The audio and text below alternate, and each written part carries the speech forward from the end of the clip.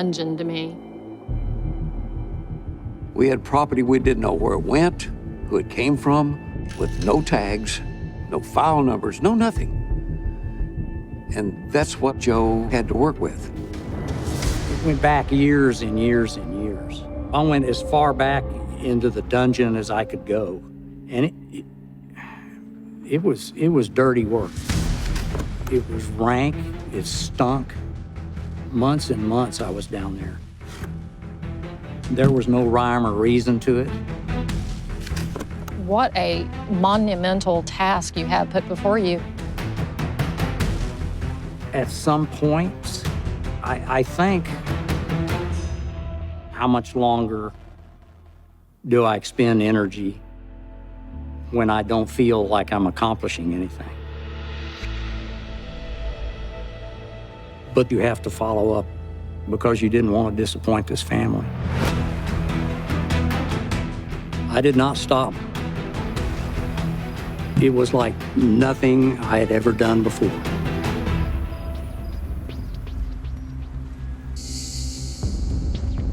I was going through one of these stinky boxes, and I looked over in the corner of the room, and there was a paper sack over there, just sitting there in the corner by itself. And I said, what in the world is that just doing laying out here? There was evidence from numerous cases. I pulled a box out, and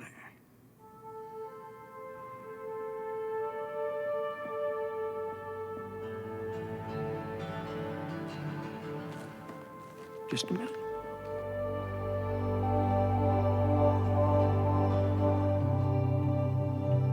And I looked at the label on the box, and it said,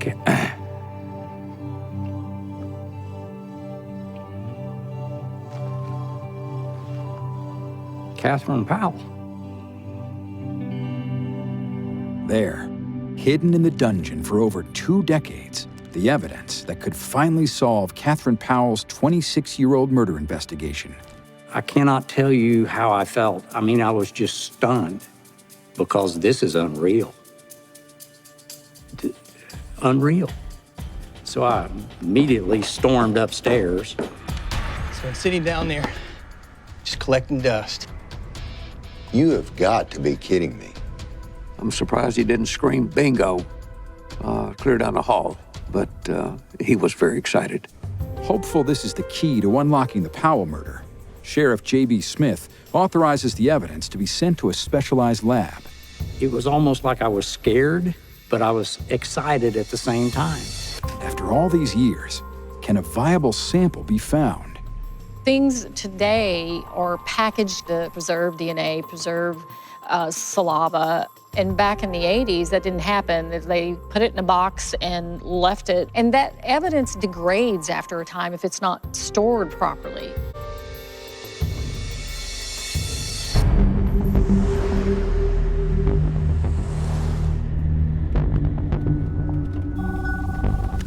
Homicide, Rasco. Her name was Jody. She said, I'm the technician that did the sexual assault kit. And of course, you know, my heart's pounding. Well, Detective, the cotton swabs are gone.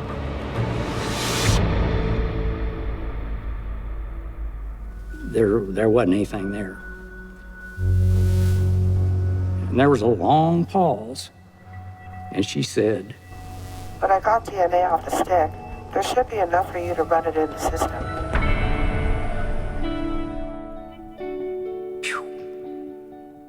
boom.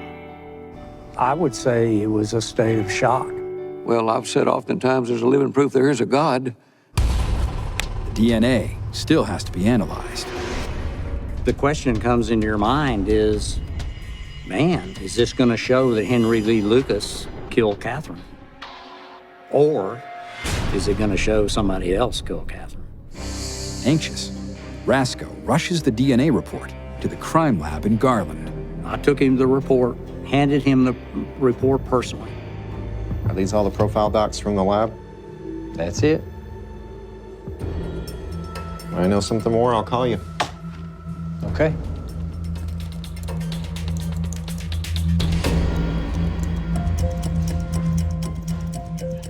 Again, I waited in agony, believe me. There was some consternation there on my part. Just tick, tick, tick, waiting, and it was just driving him crazy. There's a chance that the killer is Henry Lee Lucas, but there's a chance that it's not. If the individual had never been arrested before and there was no record of DNA, then we're right back where we were.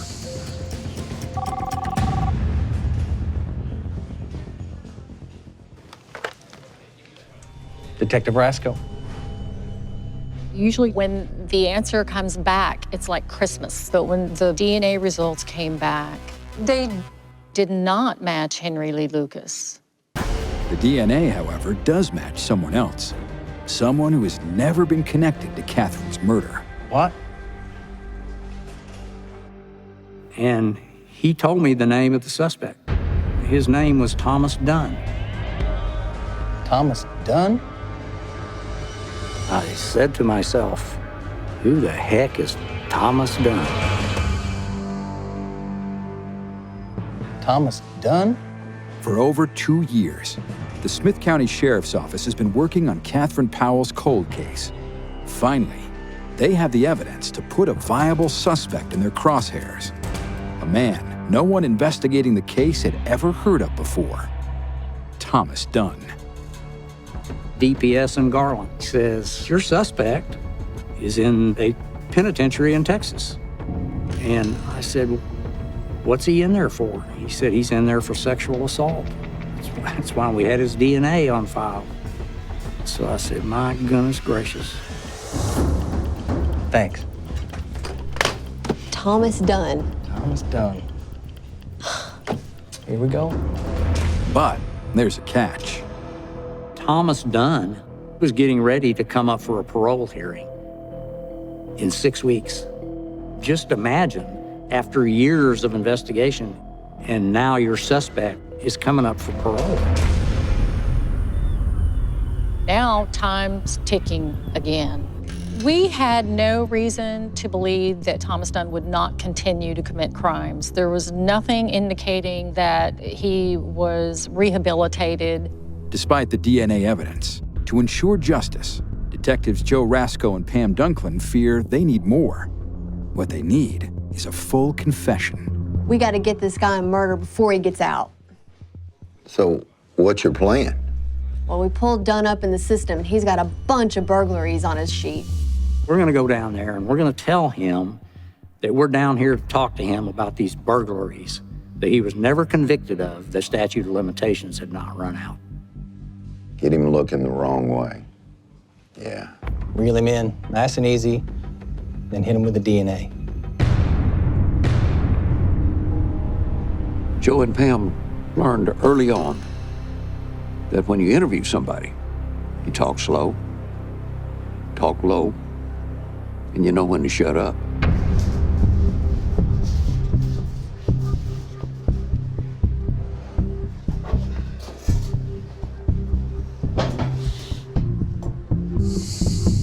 This is Detective Joe Rasco at the Ellis Unit in Huntsville, Texas, and we are in the room with Mr. Thomas Dunn, correct? Yes, sir. You've been in here since January of 1985? I said, well, Thomas, we're down here to talk to you. I know you're coming up for parole. There are some burglaries that you evidently committed in Smith County, and I'd like to talk to you about those burglaries. I could tell he had read me. Don't add up. What doesn't add up? 25 years, and you came here to talk to me about burglary? And I said, you know what, Thomas? I really didn't come down here to talk about burglaries. Do you know a lady named Catherine Powell? He looked away down at the floor, and he looked back at me.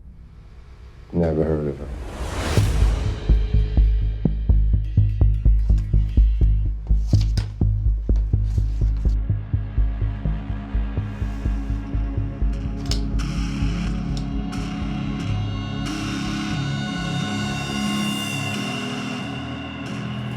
I said, you take a close look at that picture.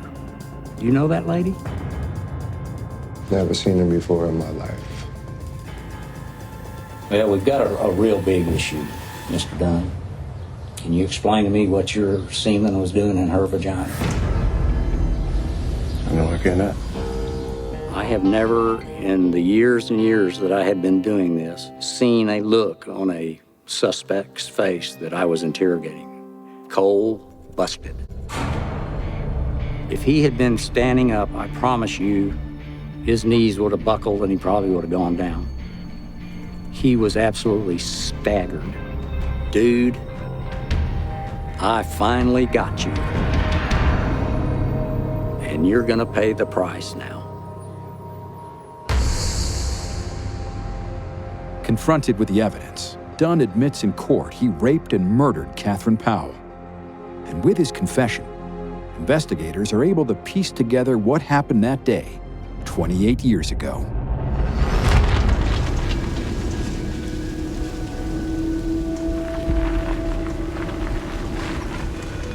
Thomas Dunn. He scouted out her house beforehand.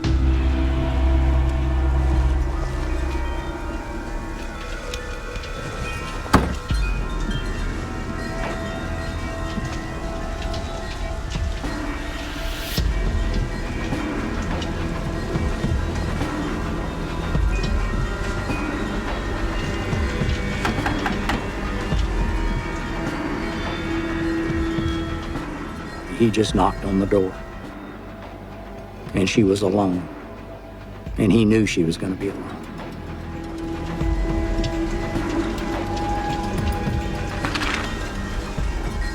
Good afternoon, Marilyn. Sorry to bother you. I was wondering if you could help me out. She would open her home to anybody. She would pack a lunch and give it to a homeless person. She would bring home stray people that needed help. Just try to help everybody that she could.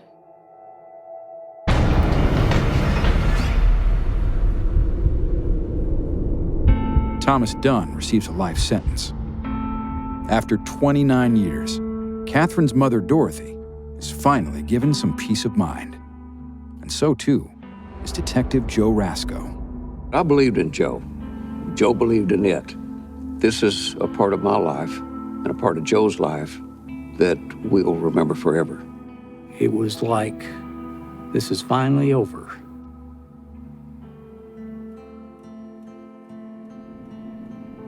I went out to Memorial Cemetery there in Tyler. I just felt a need to do that. I go out there every year, just for a little while. I didn't know he went to her grave.